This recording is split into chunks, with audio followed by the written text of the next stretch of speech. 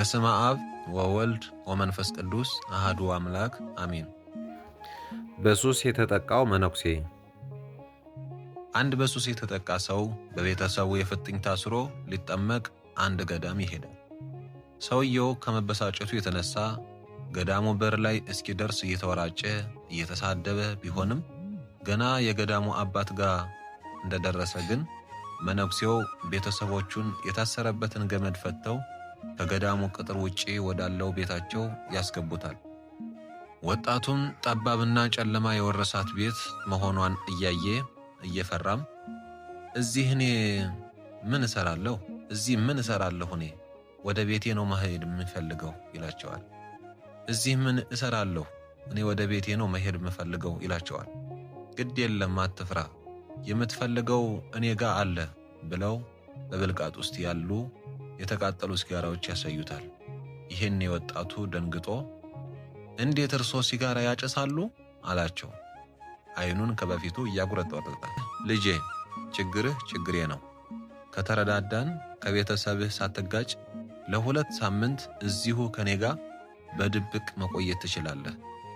ግን ደግሞ እንዳይነቃ የገዳሙን ሥርዓት መጠበቅ አለብን አሉ ድምፃቸውን እያንሾካሾኩ። ወጣቱ የመነኩሴው ሁኔታ ቢገርመውም ቤተሰቦቹን ተደብቆ ሊበቀል መሆኑ ደስ ብሎት በሐሳቡ ተስማማ። አባም ቤተሰቦቹን በፍቅር ሸኝተው ወደ ወጣቱ ተመለሱና በላሁን ተነሰና ጸበል ተጠምቀን እንምጣ፣ ከዛ መልስ ያችን ነገር ብለው ዝም አሉ። ወጣቱም ያለምንም ማቅማማት ተነስቶ ተከተላቸው። በመጀመሪያ ቀን ጥምቀት መንፈሱ እላዩ ላይ እየለፈለፈ ታሰረለትና ወደ በዓታቸው ይዘውት እንደገቡ አሁን ሲጋራውን እናጭስ አለ ቶሎ ቶሎ እያዛጋ። ቆይ እንጂ ገዳማውያኑ ለጸሎት ይሄዱ፣ ጠረኑ ከወጣ ጥሩ አይደለም፣ ባይሆን እስከዛ እችን አንብብ ብለው መጽሐፍ ቅዱስ ገልጠው ሰጡት። አላንገራገረም። መጽሐፉን እያነበበ በቆይታ ውስጥ ራሱን እያለቀሰ አገኘው። አባም የወጣቱን ሁኔታ እያዩ ልጄ ምን ነው ምን ነካህ ታለቅሳለህ አሉት። አይ አባ ሳኦል አሳዳጅ ነበር፣ ስሙ ጳውሎስ ሆኖ ተቀየረለት፣ ከአሳዳጅነት ወደ ልጅነት ተቀየረ፣ ታሪኩ አስለቀሰኝ አላቸው። ይሄኔ አባ በተፈጠረው ታምር እየተደመሙ ልጄ ሌላኛው ሳኦል ደግሞ እኔ ነበርኩ። እኚህ የምታያቸው ሲጃራዎች ከሱሴ የተነሳ በድብቅ ገዳማውያኑ ሳያዩ ገዳም ይዤ ገብቼ ያጨስኳቸው ነበሩ። እንደኔ ቤተሰቡን ያሳዘነ አልነበረም። የመጣሁትም እንዳንተ ታስሬ ነበር። ይገርምካል፣ አንድ ቀን ግን ተያዝኩ።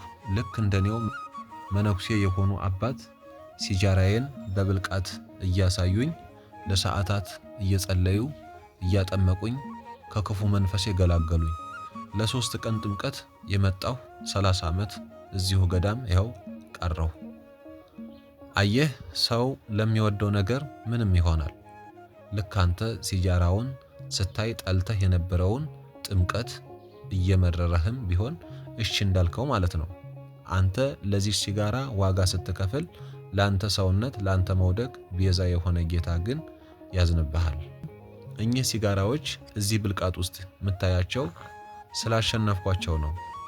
ባላሸንፋቸው ብልቃጧ ውስጥ መቃብር ውስጥ የምገኘው የምገባው እኔ ነበርኩ። ለእግዚአብሔር ደቂቃህን ስትሰጠው እርሱ ደግሞ ሙሉ ሕይወትህን ይለውጠዋል። ታዲያ አሁን ማጨስ ትፈልጋለህን አሉት አባ ወጣቱን በፍቅር እያቀፉት።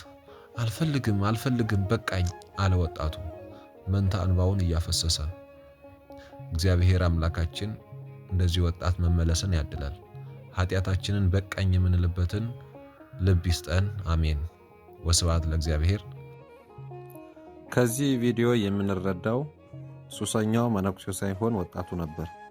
ነገር ግን እሳቸው በዚህ አካሄድ ይህን ልጅ መልሰው ወደ ሕይወት አብቅተውታል። ይህንን ቲዩብ ሰብስክራይብ እያደረጋችሁ የደወል ምልክቷንም እያበራችሁ ኮሜንት እየጻፋችሁ በሐሳብ አስተያየት እንድትደግፉን በእግዚአብሔር ስም እናሳስባለን። ወስብሐት ለእግዚአብሔር።